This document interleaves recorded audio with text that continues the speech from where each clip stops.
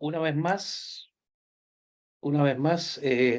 IMET está con ustedes para una presentación, en este caso, del circuito Molienda Clasificación, que como todos sabemos es de suma importancia en la etapa de concentración, porque es el circuito que se gasta gran parte del presupuesto de la concentradora, por el consumo de energía y por el consumo de acero, en bolas de molienda y en revestimiento.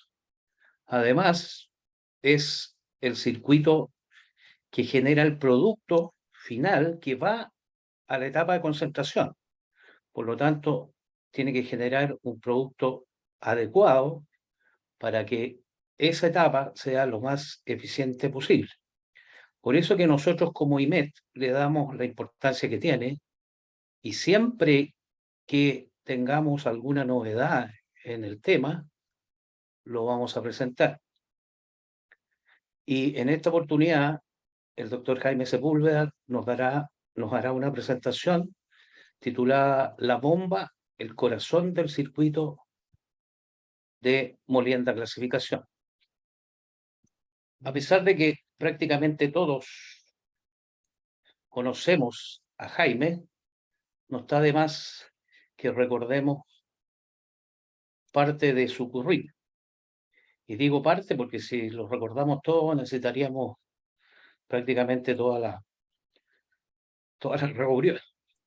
Jaime es ingeniero civil de industria, mención mecánica de la Pontificia Universidad Católica de Chile y magíster y doctor en metalurgia de la Universidad de Utah. En su exitoso recorrido profesional, Jaime se ha desempeñado como jefe de proyectos en el CIM, en diferentes cargos ejecutivos en AMCO Chile, lo que hoy día es Molicop Chile, donde llegó a ocupar los cargos de presidente para Sudamérica y Global Technical Leader del grupo Molicop Internacional. Tras su retiro en esta última empresa, creó la empresa J Consultorio Limitada, a través de la cual presta servicios de asesoría técnica a diversas empresas del ámbito minero.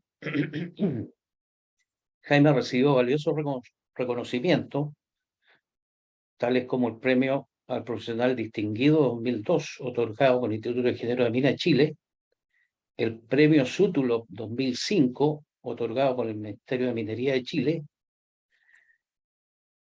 y la beca anual Molicop Dr. Jaime Sepúlveda de la Universidad Católica de Chile. Más recientemente ha sido galardonado con el prestigioso Robert H. Richards Award 2019 de la Sociedad de Ingenieros de Minas de Estados Unidos.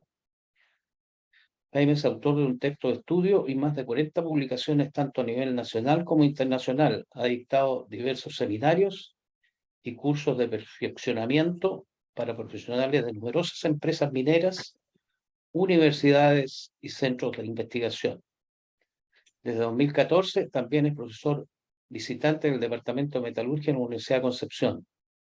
Su contribución de mayor relevancia en el ámbito académico ha sido el desarrollo del software Molicop Tools, especialmente diseñado para el análisis de una amplia variedad de procesos de comunicación. Sin más, dejo con ustedes al doctor Jaime Sepúlveda. Jaime, por favor. Gracias, Patricio. Buenas tardes. Un agrado estar aquí en esta reunión de fin del día. Voy a tomar la pantalla para mostrar mi presentación.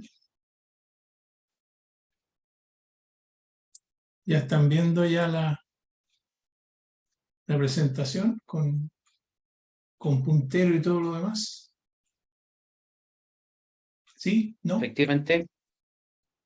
Ya. Sí, se ve bien. Ok, gracias. Bueno, esta presentación con un título un tanto provocativo, si ustedes quieren, guarda relación con un tema que pienso yo, honestamente, que ha sido bastante ignorado en la literatura. Y que tiene que ver que cada vez que hablamos de los circuitos de molienda clasificación, nos preocupamos mucho de cómo interactúa el molino con los clasificadores, los hidrociclones. Pero se nos olvida un actor o actriz, si ustedes quieren, igualmente importante, que es la bomba. Y porque la bomba, como dice el título, es el corazón del circuito, porque es el que hace fluir la sangre, que en este caso es pulpa, ¿no es cierto? La que pasa por el molino y la que va a los ciclones y que finalmente se separa entre producto final a flotación y lo que vuelve al molino. Pero lo que hace funcionar el sistema es la bomba.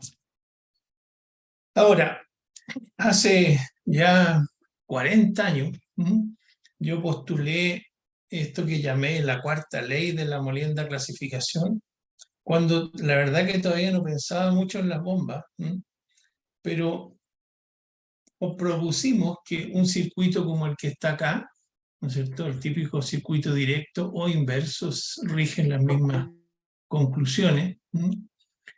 Si nosotros queremos realmente maximizar el rendimiento de un circuito de este tipo, tenemos que usar la máxima cantidad de agua disponible, que después quedó eso registrado en los llamados mandamientos, que les voy a mostrar a continuación, pero uno de los mandamientos, precisamente en el contexto de esta cuarta ley, dice que hay que usar todo el agua que esté disponible.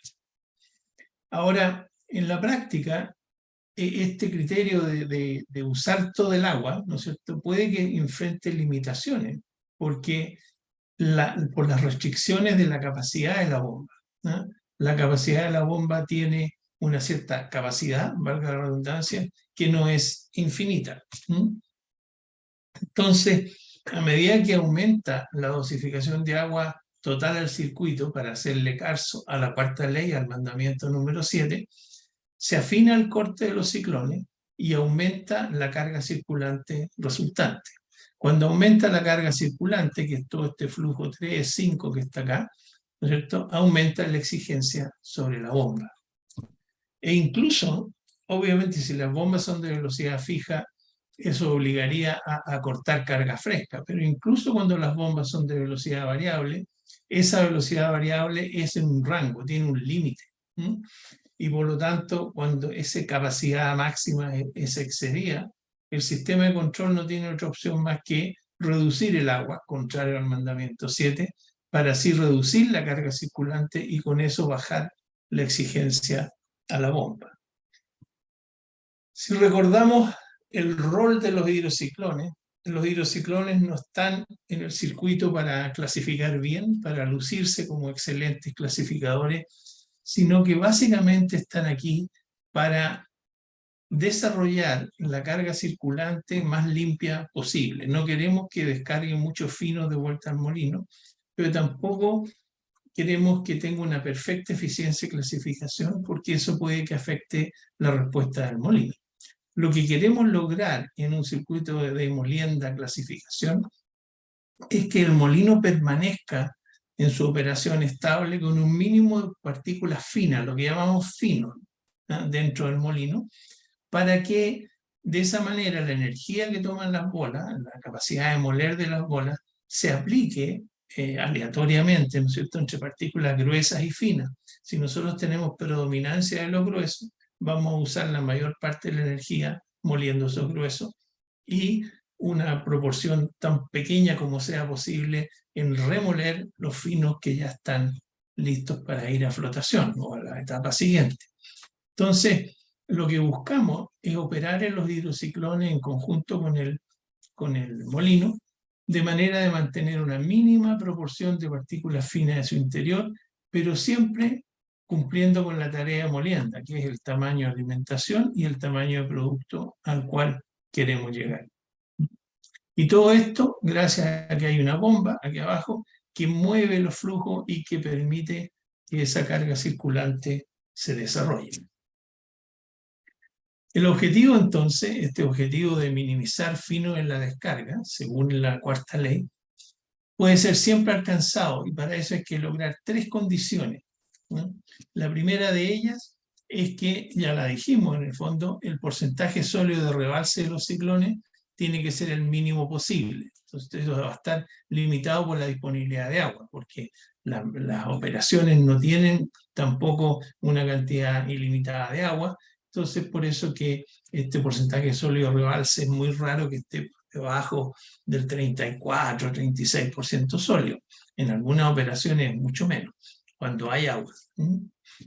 Después queremos que la descarga de los ciclones sea lo más alta posible, lo más espeso, ¿no es cierto? Porcentaje sólido de descarga el máximo posible, siempre que los ciclones no se acordonen o entren en la condición que llaman de roping.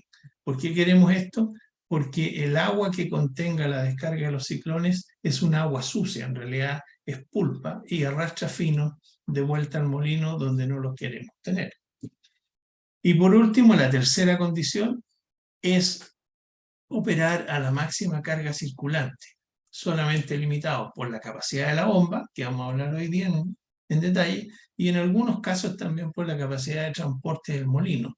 El molino no es más que otra bomba que recibe pulpa en un extremo y tiene que entregarla en el otro, y eso tiene una cierta capacidad de transporte de pulpa. En general, esto no debiera ser el mayor problema, sino que normalmente estamos viendo que es la capacidad de la bomba la que limita ese aumento de carga circulante. Muchos de ustedes pensarán que la carga circulante es mala, existe como un preconcepto, lo que algunos llaman un paradigma, de que la carga circulante es mala, pero al menos hoy los que no estén convencidos pretendo terminar de convencerlos de que la carga circulante es buena en la medida que tengamos la capacidad de manejarla. Como les decía, esto quedó condensado en los 10 mandamientos, que son 15, pero partieron siendo 10, y específicamente el mandamiento 7, junto con el 8, porque cada vez que agregamos agua vamos a necesitar bombas más grandes. La cuarta ley es posible derivarla básicamente sin supuestos teóricos. Es solamente producto de un balance de materiales. Tomaría un rato largo volver a derivar esta cuarta ley. Pero se hace un balance de sólidos secos en el circuito, como este, de flujos de pulpa y de tonelaje de fino. Tonelaje fino, digamos, las toneladas de menos 400 mallas, de menos 325 mallas en cada flujo K, del 1 al 7. Entonces, con estos balances es posible obtener esta ecuación que está acá, que es el F3. F3 es el porcentaje de finos en la descarga del molino, que es lo que nosotros queremos minimizar. Y queda absolutamente determinado, como les decía, por balance, por la tarea de molienda, que es el F7, los finos que queremos entregar como producto, la carga circulante, que es el CC, el porcentaje sólido de descarga de los ciclones, el FS6, y el porcentaje sólido de rebalse de los ciclones, que es el FS7.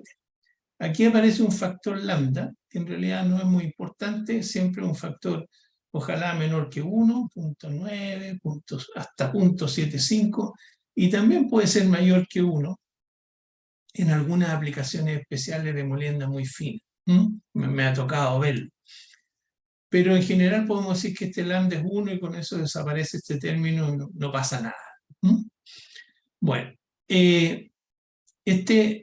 entonces este parámetro lambda no lo había definido, es la relación que existe entre el bypass de agua, o sea, el cortocircuito de agua de la alimentación a la descarga, y el cortocircuito de fino, de partículas más finas, en el fondo el cortocircuito de pulpa, que va del flujo 5 al 6.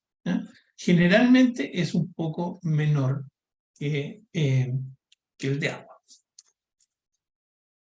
Entonces, con esta ecuación, que se ve compleja, pero es una ecuación bastante sencilla, ahora en estos días que tenemos Excel, no era tan sencilla antes del Excel, 40 años atrás. Aquí podemos hacer lo siguiente, podemos calcular, jugar con esta ecuación y hacer un gráfico de porcentaje fino en la descarga del molino versus porcentaje sólido en el rebalse. Y nos damos valores del porcentaje sólido de descarga, que aquí aparece como el FS6, y un valor de carga circulante aquí en este caso igual a 2 o igual a 5.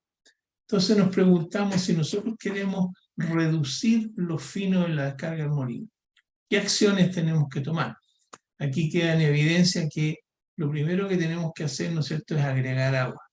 Agregar agua significa reducir el porcentaje sólido rebalse, en este ejemplo de 44 hasta 32, si tuviéramos agua. Lo otro que queremos hacer es aumentar el porcentaje sólido de la descarga para reducir para cada nivel de rebalse. Siempre vamos a poder reducir un poquito más los finos. Y lo tercero es que pudiéramos aumentar la carga circulante. Cosa de pasar de, qué sé yo, 18% fino, 16, 18, a 10, 12% fino, que es una tremenda diferencia, porque en el molino internamente no tenemos solamente fino, sino que otras partículas un poquito más gruesas, que también son tamaño producto. Bueno, afortunadamente, cuando hacemos estos cambios, básicamente por agregar más agua, los sistemas reales responden de esta manera. La respuesta del sistema real va exactamente en la línea de lo que propone la cuarta ley. Minimiza el contenido fino en la descarga cuando reducimos el porcentaje sólido de rebalse, cuando aumentamos el porcentaje sólido de descarga y la carga circulante se desarrolla y responde de esta manera de aumento también. Entonces, así es como podemos nosotros, a partir, como les decía, esto debe ocurrir así. Aquí no hay ninguna teoría excepto el factor lambda, que no es mucho lo que cambia las cosas. Ahora, esto mismo lo podemos ver en mayor detalle con un simulador como el que está acá, un simulador de un circuito directo también, en que podemos aplicar modelos de molienda, modelos de clasificación, etcétera, para simular la respuesta bajo distintas condiciones. Podemos hacerlo con la configuración directa o también con la inversa.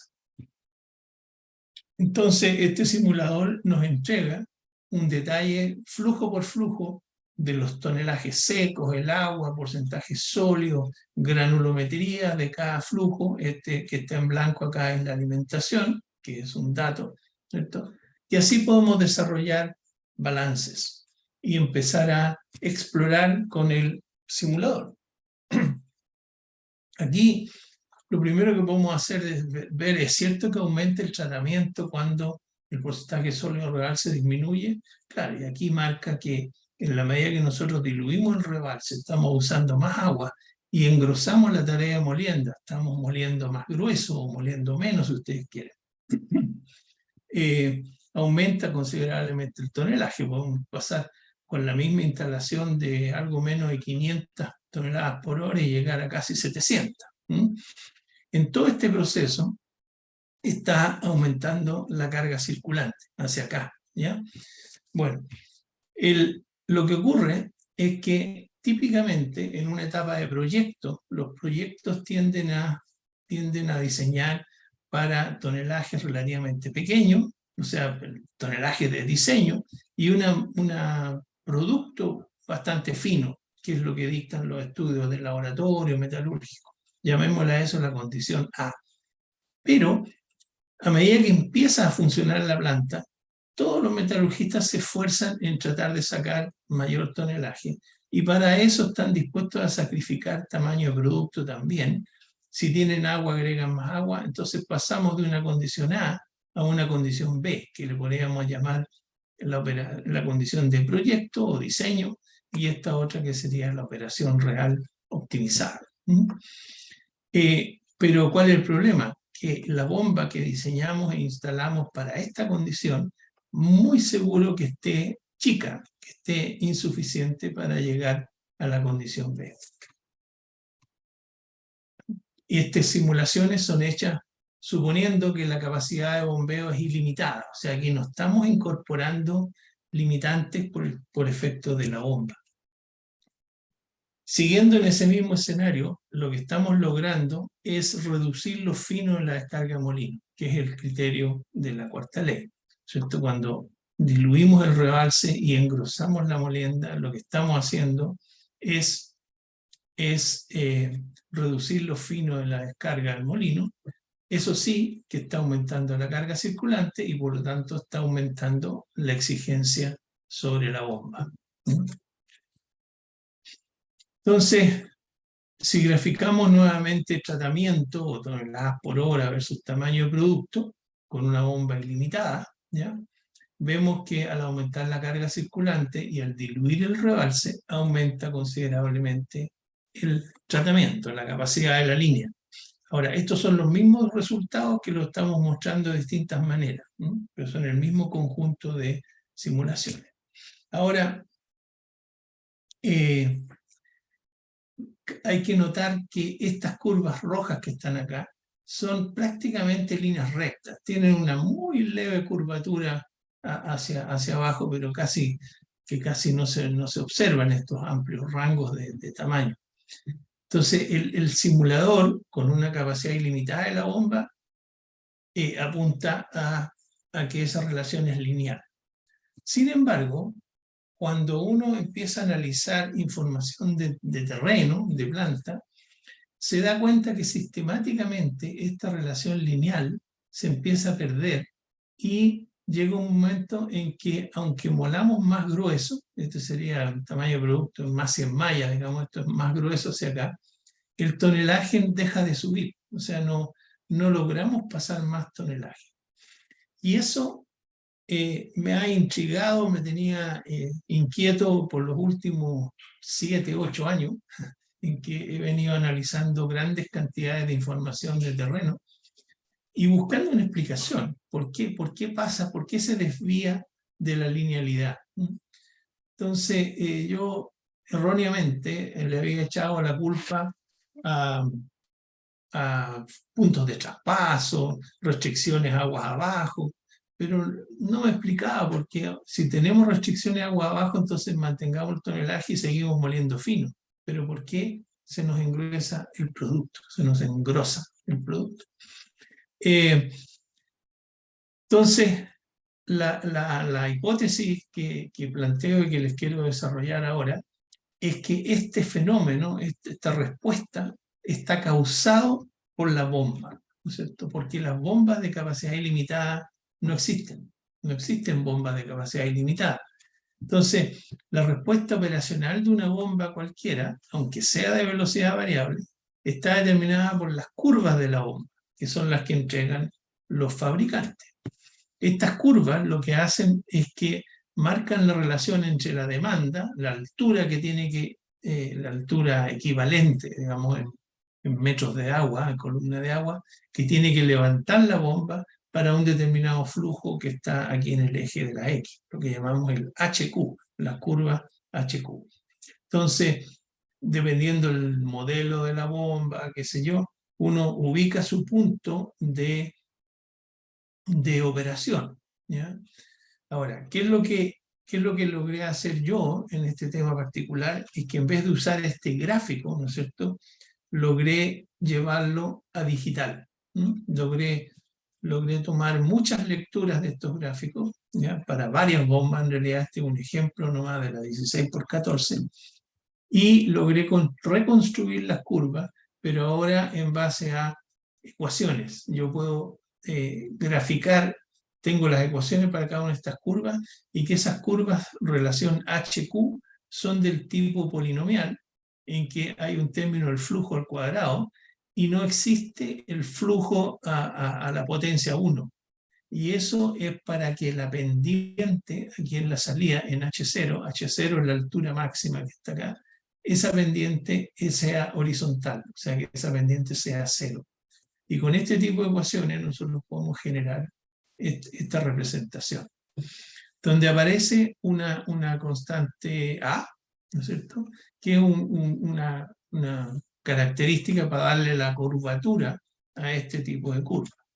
Ahora, se recomienda, hay una curva acá que es el Best Efficiency Point, el BEP, ¿no es cierto?, que es donde uno debería tratar de operar, pero en realidad por lo menos es medio difícil encontrar justo la bomba para eso, y se recomienda operar a la izquierda en el gráfico de esta línea punteada que es el BEP, ¿no? Estas líneas punteadas negras marcan la eficiencia mecánica. En el fondo aquí al 60% significa que solo el 60% de la energía que estamos alimentando al motor de la bomba se transforma realmente en energía para bombeo. El resto son pérdidas importantes.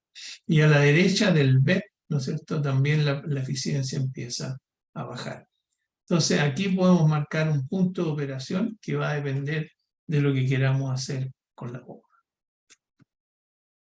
Entonces, ¿cómo calcular la demanda, la altura? Hay una publicación muy interesante reciente, de enero de este año, de don Juan Luis Bouzo, tengo que reconocer muy amigo mío, y don Pedro Martínez, de la Universidad de Cartagena en España.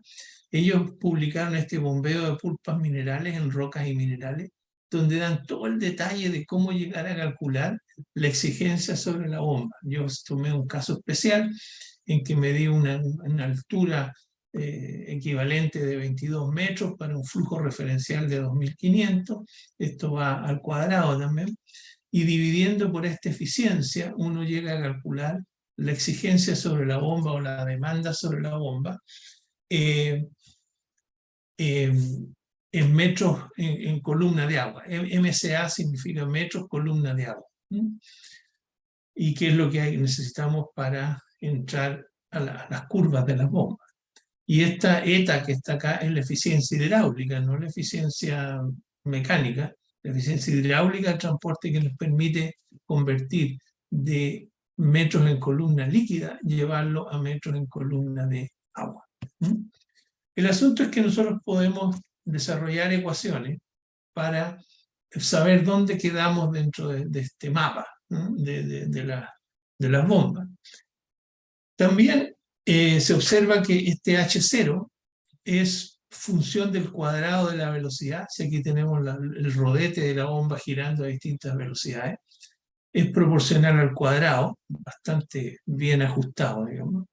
Y el coeficiente A que les mencionaba resultó para esta bomba del ejemplo 0.8667, ¿ya? Y tiende a ser constante en todos los casos. O sea, todos estos polinomios que están en negro acá, todos tienen la misma constante A. Entonces, de la ecuación anterior podemos decir que la relación HQ, ¿no es cierto?, se va a ajustar por el H0, que es esta parte que está acá, y por el A, que es esta parte que está acá. Y de aquí entonces nosotros podemos resolver para un cierto H y un cierto Q, para una cierta exigencia y un cierto flujo, ¿no?, podemos calcular cuál es el N que necesitamos, a cuánto tiene que girar la bomba.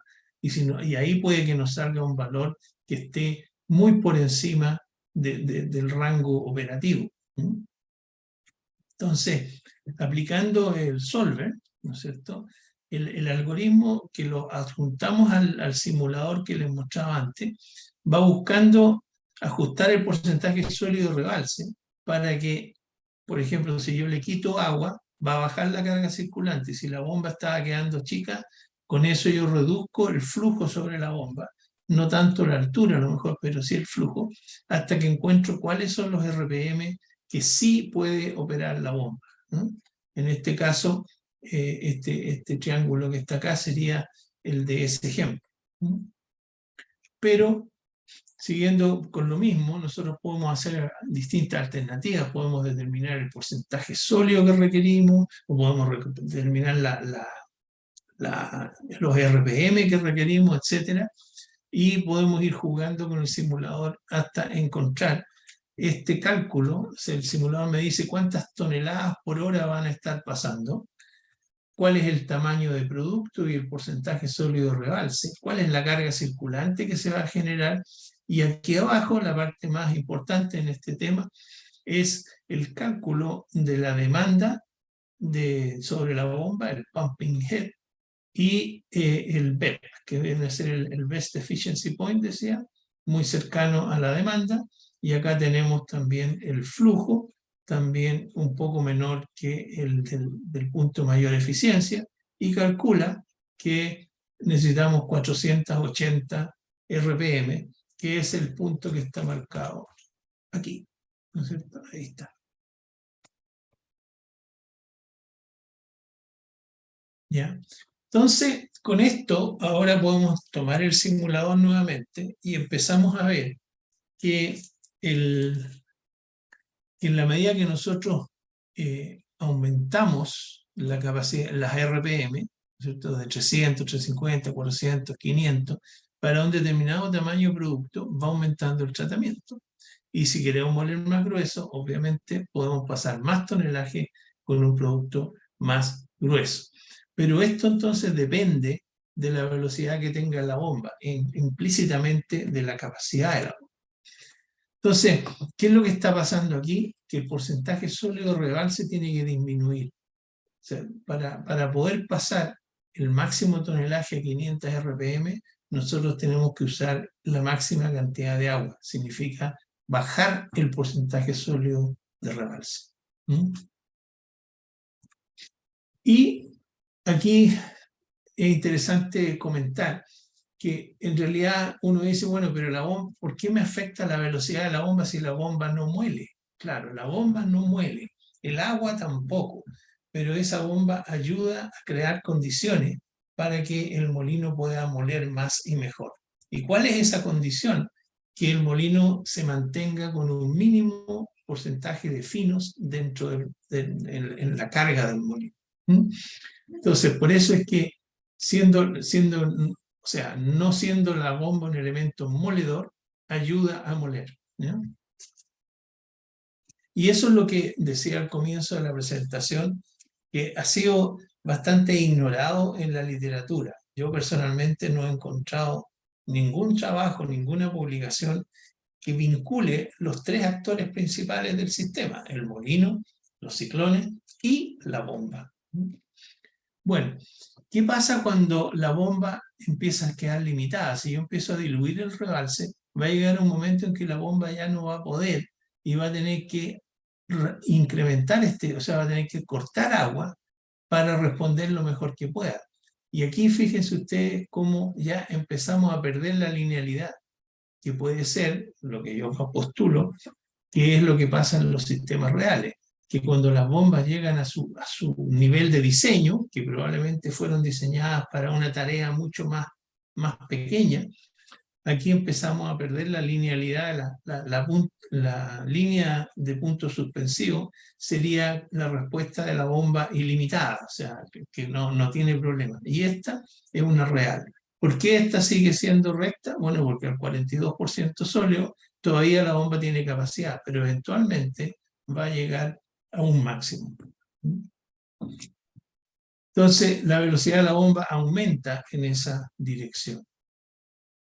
Bueno, si nosotros tuviéramos una bomba como la del ejemplo, podríamos llegar a perder un 5%, que no deja de ser, ¿no es cierto? Un 5% de tonelaje que se deja de perder y que se pierde y que engruesa mucho el producto final. Sin que haya un aumento importante de tonelaje, el producto se mantiene más grueso.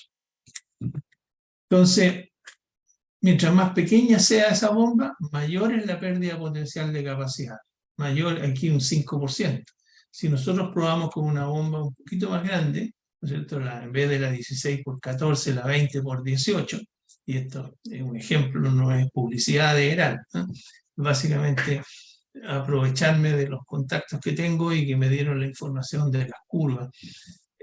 La capacidad de bombeo ilimitada sigue siendo esta, pero ya con una bomba más grande las pérdidas son menores. Entonces, eso también hay que tenerlo. ¿Por qué digo yo el corazón? O que sé, otras veces digo, tener una bomba pequeña es como pretender correr con zapatos chicos, ¿cierto? O con un corazón chico, que no te va a dar la capacidad para llegar a la meta de la mejor forma. Otra forma de ver lo que está pasando aquí para ambas bombas, ¿no es cierto? La 16x14 o la 20x18, es que la bomba más pequeña, que es esta, cuando llega a su límite de las 500 RPM, se queda ahí, ¿no es cierto? Mantiene las 500 RPM y se desvía de la respuesta de la capacidad ilimitada. La otra, eso ocurre más o menos a 190 micras en este caso. La bomba más grande puede llegar a 210 y ahí se empieza a nivelar, siempre a su máxima RPM, su máxima velocidad. Otra forma de verlo es que el porcentaje sólido rebalse que queríamos que fuera 36%, con la bomba chica llega un momento en que tiene que empezar a aumentar. Tenemos que empezar a cortar agua para bajar la carga circulante y poder operar con esta bomba que tiene esa capacidad limitada. Y en el caso de la bomba más grande, esa limitante aparece, se hace evidente a mayores tonelajes todavía, pero de la misma forma empieza a aumentar el sólido rebalse. La carga circulante, por ejemplo, la curva, la bomba pequeña, ¿no es cierto? No le queda otra más que empezar a bajar la carga circulante cuando llega a ese punto crítico, y la otra puede seguir un poquito más y mantener una carga circulante un poco más alta que le permite operar mejor. El índice de trabajo operacional, que es como un indicador de la eficiencia energética del circuito, empieza aquí a aumentar. Cuando la bomba llega al límite, empezamos a perder eficiencia energética, empieza a aumentar el índice de trabajo operacional. Y por eso que para cumplir la tarea de molienda no tenemos otra opción más que bajar el tonelaje. Y volviendo a la evidencia empírica, ¿no es cierto? Aquí son 3 casos, tengo varios casos más, pero en todos se observa esa inquietud que yo les planteaba de que en la zona de los finos o de los menores tonelajes hay una cierta linealidad, tal cual dice la teoría pura, pero cuando llegamos a esta zona se empieza a generar esa desviación, en circunstancias que ya al final no importa, es casi imposible pasar en este caso a las 8.000 toneladas por hora, porque lo único que vamos a lograr es engrosar el producto.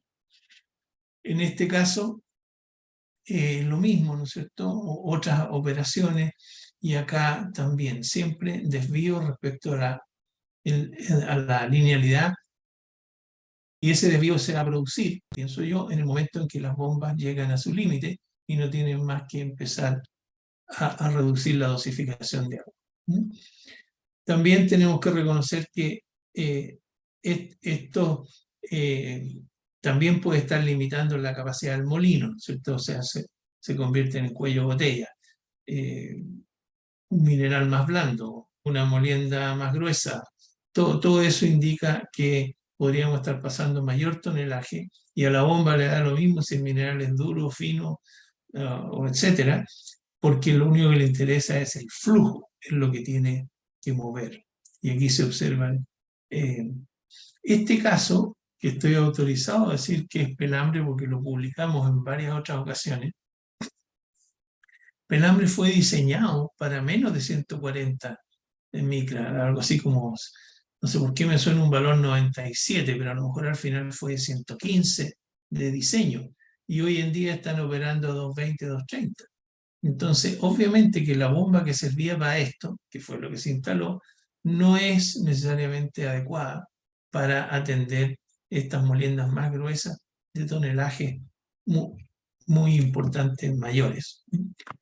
Entonces, para terminar, concluir, hemos logrado hacer un análisis cuantitativo de interacción entre molino y bomba, ¿cierto? La que, repito, ha sido prácticamente ignorado en la literatura. Yo no he encontrado por lo menos información. La capacidad de la bomba, caracterizada por sus curvas de la bomba, limita el máximo nivel de tratamiento alcanzable. Y en el contexto de la cuarta ley, lo que se recomienda es sobredimensionar las bombas, o sea, no partir en una condición A para llegar a B, sino que es una condición un poco más intermedia, que permita que la bomba no pase a ser el cuello botella de una operación futura. En muchas operaciones al final se termina cambiando la bomba, pero eso siempre toma tiempo y mientras se hacen las decisiones se pierde tonelaje. Pero la idea es poder operar siempre con la mayor cantidad de agua fresca disponible. Las empresas de ingeniería, esto ya lo decía, tienden a diseñar con cargas circulantes relativamente bajas, 300, 350, y no hay problema operar a 400, 450 en la medida que tengamos bombas. Y tamaños P80 más finos, que en el fondo limitan el tonelaje por la línea, pero que si aceptamos moler más grueso, porque vemos que la flotación no se resiente tanto, En ese caso, entonces, vamos a pasar de esa condición B a la condición, de la condición A, vamos a pasar a la condición B. Y la bomba va a decir, aquí estoy yo, no tengo capacidad para tanto. Antiguamente, y antiguamente digo el siglo pasado, donde varios de la audiencia ya éramos actores, las bombas de velocidad variable eran consideradas un lujo, porque ¿para qué? Hoy en día son un estándar de diseño, o sea, es difícil pensar en que una operación mayor, como las que estamos acostumbrados a ver en la región, no vaya a tener bombas de velocidad variable. Cuando las bombas tienen velocidad fija, eso es todavía peor porque si yo agrego agua, ¿cierto?, aumenta la carga circulante y la bomba no puede procesar ni un gramo más de lo que ya está procesando, porque tiene una velocidad fija. Bueno, ahí no queda otra más que cortar carga fresca, que es todo lo contrario de lo que busca la cuarta ley. Con eso terminamos. Quedo abierto a preguntas. Fabiola a lo mejor nos ayuda con las preguntas. Únicamente tenemos un comentario de Rodrigo que dice que ¿Ya? otra variable interesante de discutir es lo que ocurre en un sistema SAC-bolas, donde el tamaño de transferencia también cambia. Sí, efectivamente, cambios en el SAC, aguas abajo, va a significar un cambio en la tarea de molienda del circuito de bolas, digamos, la etapa de molienda secundaria. Y, por ejemplo, si el T80, que se llama el tamaño que traspasa la molienda secundaria, si ese T80 de repente se reduce y pasa a ser de 6.000, 7.000 micras o 6, 7 milímetros, baja a 2 o 3 milímetros, eso va a significar que la etapa secundaria tendría mayor capacidad para responder en la medida que me empezó a entrar un eco aquí. En la medida que la bomba tenga la capacidad para absorber ese mayor flujo.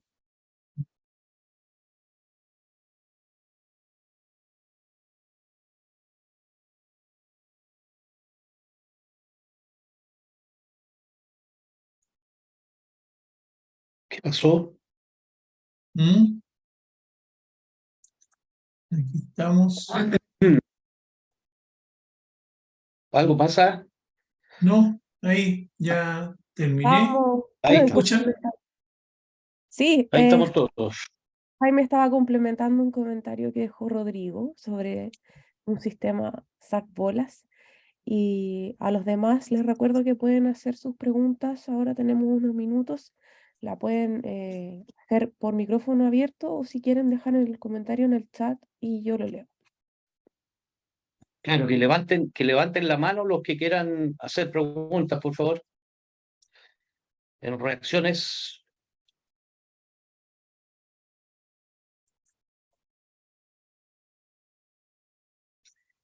Vi que ingresó don Dante García. ¿Lo puedo saludar así? ¿Me muestra la carita, don Dante?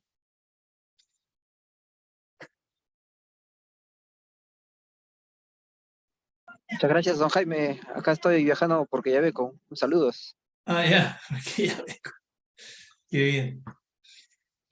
Dante es antiguo colega de cuando yo me dedicaba a vender bolas. Ah, O sea, el antiguo soy yo, Dante es bastante más joven. Y está Cristian Vázquez, a quien conocimos en la cena de También. IMET. Él es de Perú, Sí, así pues. que tenemos visita internacional.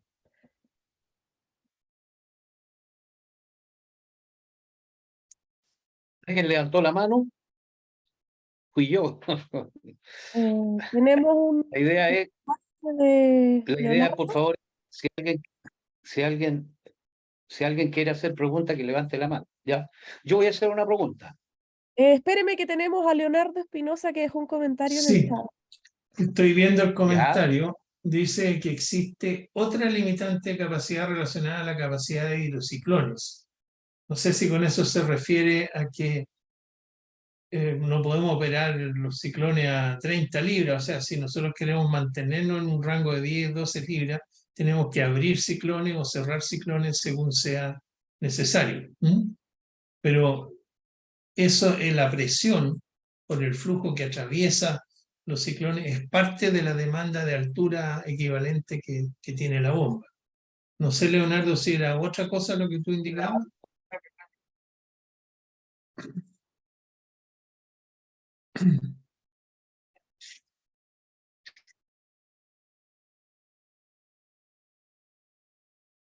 Bueno, te perdí.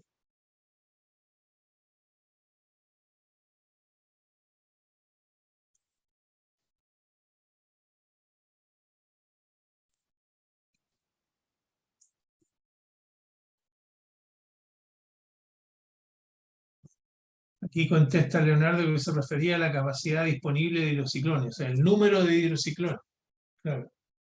Por supuesto que si queremos aumentar considerablemente el flujo, aunque sea solamente por la vía de la carga circulante, vamos a necesitar más ciclones disponibles.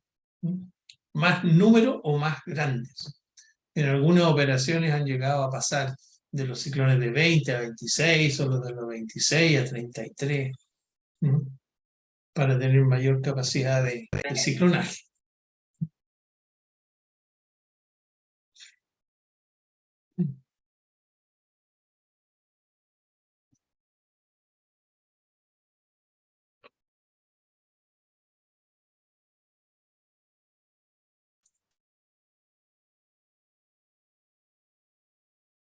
Parece que no hay más. Gracias. Bueno, Parece que no hay más Jaime, preguntas. Jaime, Sí. yo te hago una pregunta. Tal como tú dijiste, ¿no es cierto? Hay una condición de diseño de la bomba que es para mover cierta cantidad de caudal, que significa una carga circulante no muy alta, como tú decías, y un tamaño fino, ¿ya? Eso es lo habitual. Pero en la práctica, lo que todo operador quiere es maximizar la producción de cobre más que la recuperación, ¿ya? Ajá. En el fondo significa maximizar la utilidad del negocio. Entonces, Ajá. paulatinamente empiezan a subir el tamaño de corte, ¿ya? Y como tú decías, llega un minuto en que la bomba de diseño se puede quedar chica para lo que tú planteas, digamos, ¿ya?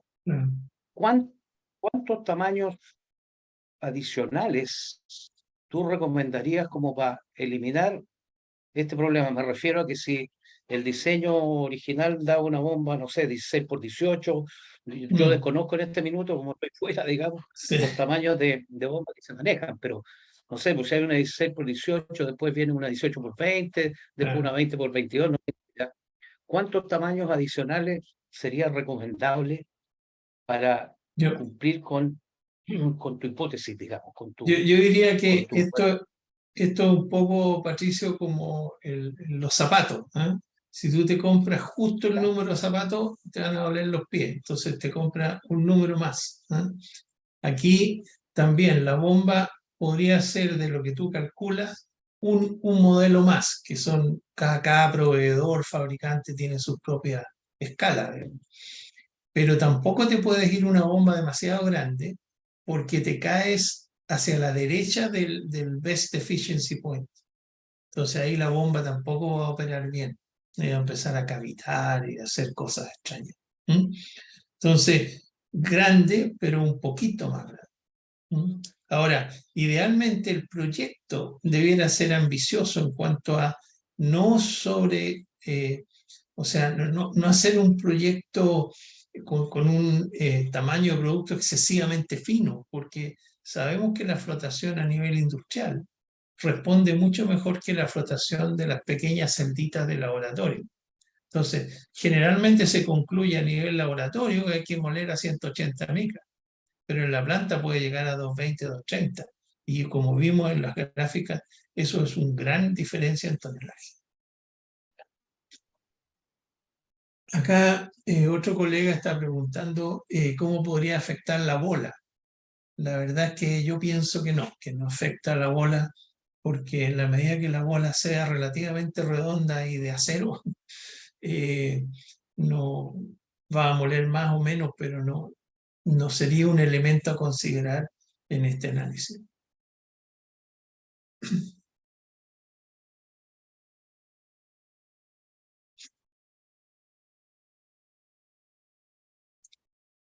Ahí llegó don Víctor Torres, pero parece que está en el waiting room.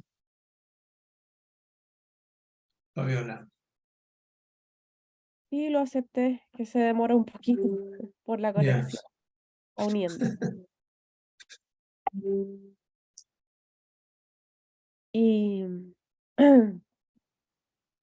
Matías preguntaba qué tan influyente es y cómo podría afectar la calidad de la bola en el proceso de molienda. Esa es la que contestaba recién. Yo creo que no tiene relación. Sí, y en China y en Chile se hacen las cosas de la misma manera a propósito de esa pregunta. Chile y China, Sí, bueno, son productos alternativos. Algunos tienen procesos similares. Hay por lo menos 3 tipos de bola: la forjada, la fundida y la alto cromo. Pero cada una tiene sus rangos de aplicación y depende mucho del precio, etc. claro. Es un tema largo para otras charlas. No es malo hablar sobre eso, porque siempre dicen que los chinos copian todos los procesos, los productos, y lo hacen como más rápido, pero no Ah, necesariamente mejor. como digo, es un tema largo. A lo mejor no tanto para mí, ya estuve 28 años metido en ese negocio y ahora ya lo veo un poco más desde lejos.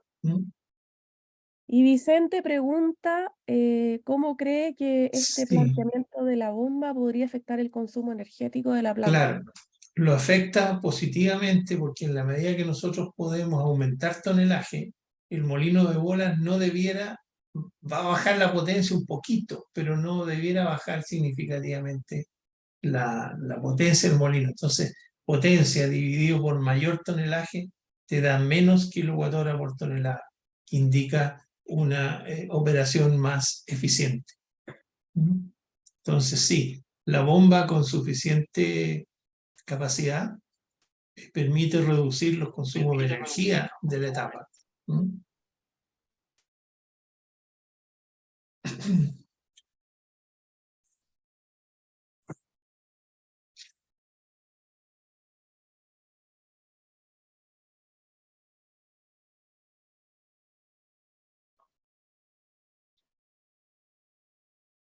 Bueno, no tienen más comentarios y preguntas, sino para liberarlos. Llegamos a la hora.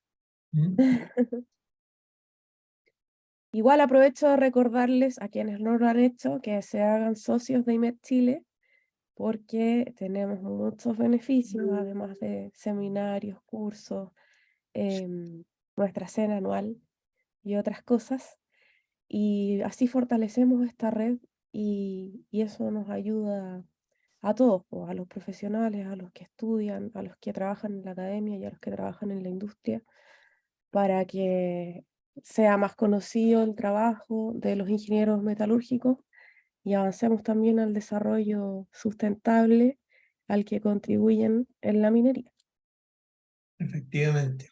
Entiendo, Fabiola, que IMET pone esta presentación disponible en el sitio web. ¿Podría explicar cómo llegar a él? Sí, vamos a subirlo al sitio web y al canal de YouTube. Tenemos un canal de YouTube y vamos a estar comunicando eso en las redes sociales de IMED. Estamos en LinkedIn y en Instagram. Y en este momento hay un banner en el sitio, pero luego lo vamos a reemplazar por una nota que resuma esto y vamos a dejar ahí un enlace para que puedan ver el video. Ok. De mi parte, gracias a la audiencia, gracias a IMET por invitarme y será hasta la próxima. Gracias a todos, nos vemos. Acuérdense de suscribirse a las Sí, redes y de hacerse socios. En el sitio web están las oye, indicaciones de todo. Sí, de mi parte también agradecer a toda la audiencia, digamos, invitarlos a que estén atentos a los próximos webinars. El próximo mes vamos a tener a lo menos uno, puede que sean dos, ya lo veremos. Y agradecer a Jaime que, digamos, está permanentemente cooperando, es uno de los socios más cooperadores que tiene la IMED, tanto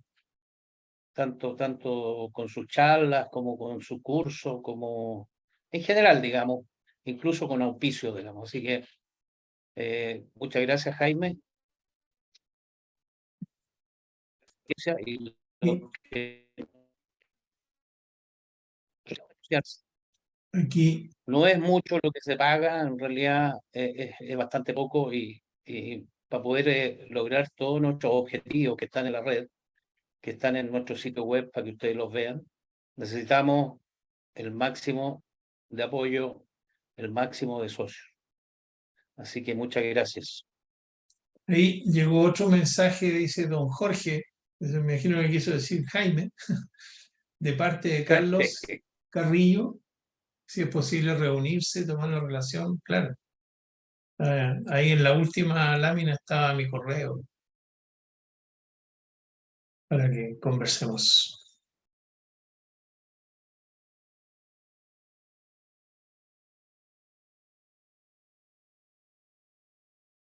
Bien, terminamos. Yo creo, ¿no? Viola, tú cierras, por favor.